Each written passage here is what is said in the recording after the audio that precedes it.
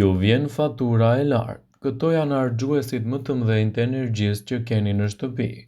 Në kuzhinën tuaj ndodhen dy harxhuesit më të mëdhenj të rrymës elektrike: frigoriferi dhe soba me korrent. Frigoriferi harxhon më shumë pasi që është një pajisje që punon vazhdimisht, ndërsa soba e gatimit, pasi që për një orë zjerje ose gatim mund të harxojë shumë energji elektrike.